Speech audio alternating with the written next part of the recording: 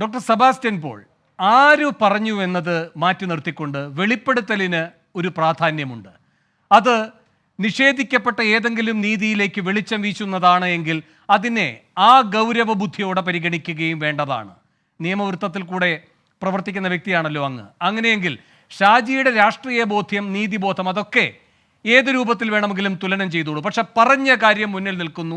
ഒരു മറുവാദം ആ കുടുംബത്തിൽ നിന്നും വന്നിരിക്കുന്നു. കോടതി നിർണായകമായ ഒരു ഘട്ടത്തിലേക്ക് ഈ വിഷയത്തിൽ കടക്കുകയും ചെയ്തിരിക്കുന്ന ഘട്ടത്തിൽ ഒരു വായ്പാട്ട് പാടി എന്ന് പറഞ്ഞ് ഒഴിവാക്കേണ്ടതാണോ ഷാജിയുടെ പ്രതികരണം? അല്ല, ആര് പറഞ്ഞു എന്നത് ചില ഘട്ടങ്ങളിൽ പ്രാധാന്യമുള്ള കാര്യം തന്നെയായിരിക്കും. വാസ്തവത്തിൽ നമ്മുടെ PC ജോർജിൻ്റെ ഒരു വടക്കൻ പതിപ്പാണ് ഈ KM ഷാജി. അദ്ദേഹം മറ്റൊരു കൊലക്കേസിൻ്റെ പശ്ചാത്തലത്തിൽ, ഫസൽ വധക്കേസിൻ്റെ പശ്ചാത്തലത്തിൽ ദുർബലമായ വകുപ്പുകൾ P ജയരാജനെതിരെ ചുമത്തിയിരിക്കുന്നു. അദ്ദേഹം പുറത്തിറങ്ങി നടന്നാൽ ഇനിയും കൊലപാതകങ്ങളുണ്ടാകും എന്ന് ഒരു പത്രസമ്മേളനം നടത്തി കാര്യം പറയുകയുണ്ടായി. അതിനെതിരെ അപകീർത്തി കേസ് കൊടുത്തപ്പോൾ താൻ ഉദ്ദേശിച്ചത് ഈ ജയരാജനെ അല്ല എന്നുള്ള ഒരു ന്യായം പറഞ്ഞ് അദ്ദേഹം രക്ഷപ്പെട്ടു പോരുകയായിരുന്നു. അപ്പം അതുകൊണ്ട് രാഷ്ട്രീയമായ ഉദ്ദേശങ്ങൾ വെച്ചുകൊണ്ട് ചില ഘട്ടങ്ങളിൽ, ചില സന്ദർഭങ്ങളിൽ ചിലരൊക്കെ ചില കാര്യങ്ങൾ പറയും.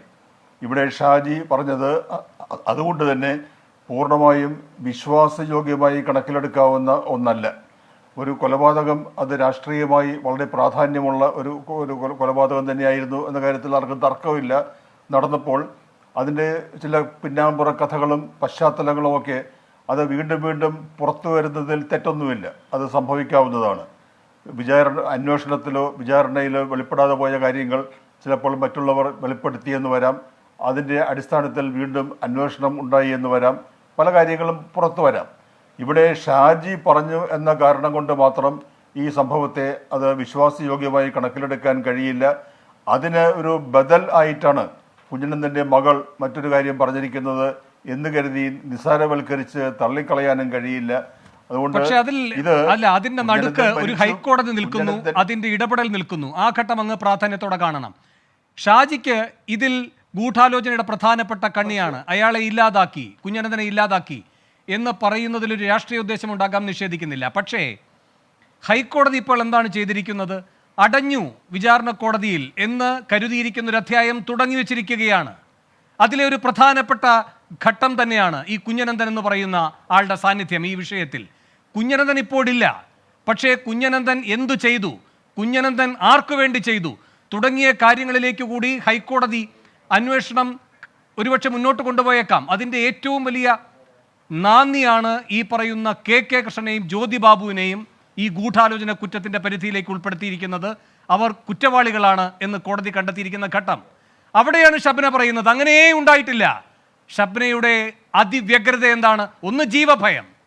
രണ്ട്, ഈ കാര്യത്തിൽ മുകളിലേക്ക് പോകുന്ന ഒന്നായി കുഞ്ഞനന്തൻ ചർച്ച ചെയ്യപ്പെട്ടുകൂടാ. ഞങ്ങൾക്ക് പരാതിയേയില്ല. അങ്ങനെ ആ ഗ്രന്ഥം ഉടനെ തന്നെ പൂട്ടണം. ആ വ്യഗ്രതയും സംശയാസ്പദമാണ്. ഡോക്ടർ സെബാസ്റ്റ്യൻ പോൾ. അതെ, നമുക്ക് അങ്ങനെ പല കാര്യങ്ങളിലും സംശയം തോന്നാം, അതിലൊന്നും തെറ്റില്ല. പക്ഷെ ഒരു പ്രമാദമായ അല്ലെങ്കിൽ ഒരു സെൻസേഷനലായ ഒരു മർഡർ കേസിൻ്റെ വിചാരണ കീഴ്ക്കോടതി ചിലരെ ശിക്ഷിച്ചു. ആ ശിക്ഷ അപൂർണമാണ് എന്ന് കണ്ടുകൊണ്ട് ഹൈക്കോടതിയുടെ ഇടപെടലുണ്ടായിരിക്കുന്നു. രണ്ടുപേരെ കൂടി കൂടുതലായി ശിക്ഷിച്ചിരിക്കുന്നു. അതുകൊണ്ടും കാര്യങ്ങൾ അവസാനിക്കുന്നില്ല. ഹൈക്കോടതിക്ക് അതിൽ ഇടപെടുന്നതിനും കൂടുതൽ പരിശോധന നടത്തുന്നതിനുമൊക്കെയുള്ള അധികാരമുണ്ട്. അതുകൊണ്ട് കാര്യങ്ങൾ വരട്ടെ, നമുക്ക് അതിനെ തടയാൻ കഴിയില്ല. പക്ഷേ കുഞ്ഞനന്തൻ എന്ന വ്യക്തിയെ ചൂണ്ടിക്കാണിക്കപ്പെട്ടതുപോലെയും നമുക്കറിയാവുന്നതുപോലെയും ഇന്ന് ജീവിച്ചിരിക്കുന്നില്ല.